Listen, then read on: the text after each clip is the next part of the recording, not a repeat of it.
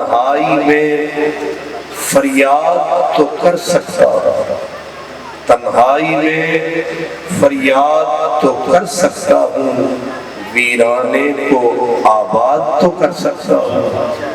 مانا کہ تجھ سے مل نہیں سکتا لیکن تجھے یاد تو کر سکتا ہوں۔ آپ کا سننا، میرا عرض کرنا، یہ دونوں برابر کی چیزیں ہیں۔ میں بول کے حضور کا ذکر کر رہا ہوں، آپ قانون کی سماعت کے ذریعے ذکر میں مصروف ہیں۔ ہم دونوں ڈیوٹی نبھا رہے ہیں۔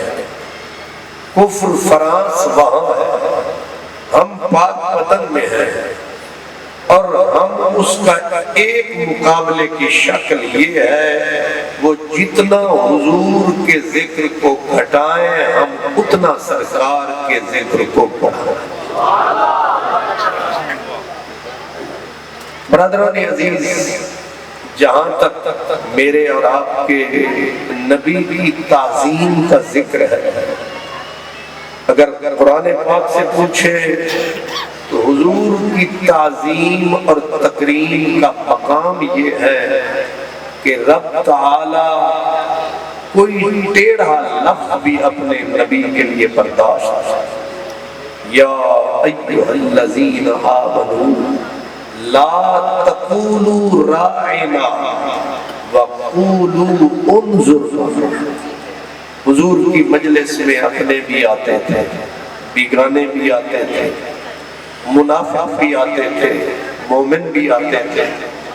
جب کوئی بات سمجھ نہیں آتی تھی تو مسلمان اٹھ کر ایک جملہ کہتے تھے کہ راعنا یا رسول اللہ، اللہ کے حبیب ہماری رعایت فرمائیں۔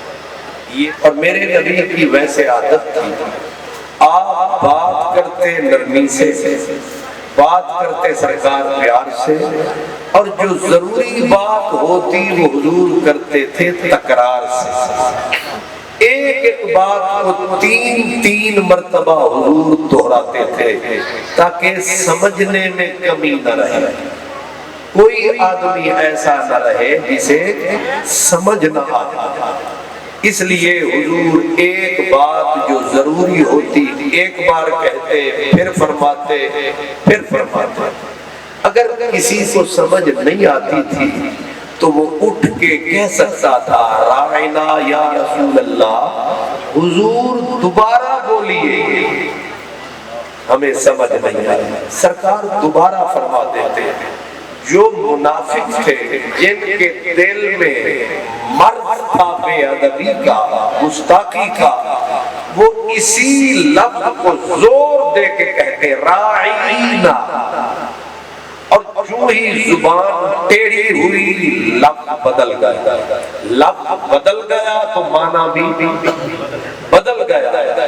لفظ وہی ہوتا تھا، اس کا معنی جو ان کے دماغ میں تھا وہ بن جاتا تھا۔ راعی کا معنی چرواہا بھی ہوتا تھا۔ اب وہ سرکار اپنے دل کی بے ادبی کا بخار نکالنے کے لیے راعینا، او ہمارے چرواہے۔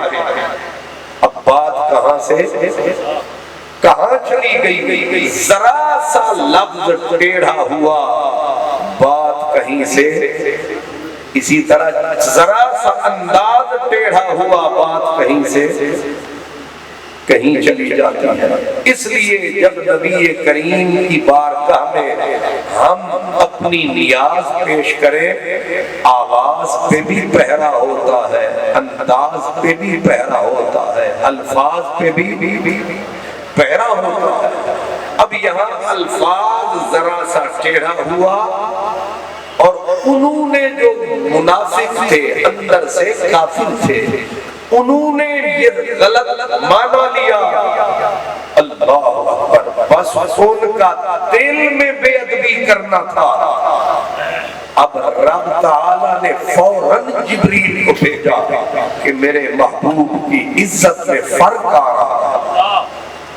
فوراً جبریل آ کے کہا یا ایھا الذین آمنوا لا تقولوا راعنا، وہ لفظ ہی بدل دو جس کے سہارے سے میرے محبوب کی بے ادبی ہو رہی ہے، وہ شاخ ہی کاٹ ڈالو جس شاخ پہ بے ادب پرندہ بیٹھے، وہ درخت جڑوں سے کاٹ ڈالو جس درخت کا سایہ لے کر کوئی میرے محبوب کی بے ادبی کر ڈالے۔ یہ شان ہے میرے اور آپ کے نبی کی، لفظوں کا بوجھ بھی نبوت کی نزاکت برداشت۔ اور کمال یہ ہے بے ادبی منافق کر رہے تھے، آرڈر مومنوں کو مل رہا ہے۔ مسلمان تو بے ادبی نہیں کرتے تھے، وہ تو ادب سے، حیا سے، وفا سے بولتے تھے، لیکن ان کے لفظ کی اوٹ لے کر، ان کے لفظ کی اوٹ لے کر منافق بے ادبی کر جاتے تھے۔ رب نے یہ فرمایا وہ لفظ ہی نہ رہے جس کی اوٹ لے کر کوئی بے ادبی کرے، تو مولا پھر تو بتا ہم بولے کیا، بولے کیسے؟ رب نے لفظ سکھایا کہ یوں نہ بولو، رائنا نہ بولو، بلکہ کہو انظرنا یا رسول اللہ، حضور نظر کرم فرماؤ، حضور ہم پہ نگاہ کرم فرماؤ، سرکار پھر بولو، پھر بولو۔ یہ رسالت ہے، یہ نبوت ہے۔ اور اسی طرح اگر حضور مجلس میں آتے، آپ چل رہے ہوتے، نادانستہ غیر شعوری طور پر کسی کا پاؤں میرے حضور سے آگے نکل جاتا، رب فوراً قرآن نازل فرماتا، یا ایھا الذین آمنوا لا تقدموا بین یدی اللہ، او لوگو رب سے آگے نہ بڑھو۔ آپ سمجھ رہے ہیں چل زمین پہ رب رہا ہے یا رسول؟ ماشاءاللہ آپ سمجھ رہے ہیں۔ اب میرے پاس سوزی نہیں ہے، میں دو تین بٹھا کے انہیں کو ذرا میرے ساتھ تم بھی ذرا زور لگا رہا، تبلا بھی نہیں ہے کہ وہ میں کھڑکا کے آپ کو سمجھا دوں، تو آپ ذرا غور فرمائیں۔ ویسے جب ایسی دمادم نعت ہو اس کے بعد کیسے بات ہو، اور جب ڈھل گئی رات ہو، اللہ کرے رحمت کی برسات ہو اور آپ کے دماغ میں میری بات ہو۔ آپ نے غور فرمایا میں نے کیا کہا؟ حضور چل رہے ہیں، صحابہ ساتھ ہیں، اور کسی کا شعوری نہیں غیر شعوری طور پر بغیر ارادے کے پاؤں آگے نکلا۔ اب یہ کون سا کفر ہو گیا؟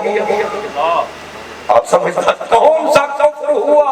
رب کو یہ بھی برداشت نہیں کہ میرا ماہی چلے، کوئی اس سے آگے چلے نہیں، قدم آگے کرے۔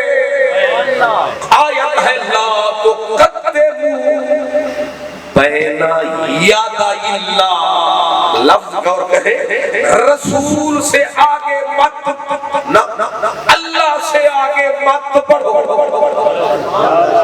یا اللہ نہ تو زمین پہ آیا، نہ ہم نے تیرے ساتھ قدم اٹھایا، یہ تو نے کیا فرمایا کہ اللہ سے آگے نہ بڑھو، ہمارے ساتھ تو نبی چل رہے ہیں۔ فرمایا یہی غلطی کچھ لوگوں کو مار گئی، وہ مجھے اور میرے رسول کو الگ سمجھتے رہے ہیں۔ جو میرے یار کا احترام ہوئے وہ پروردگار کا احترام۔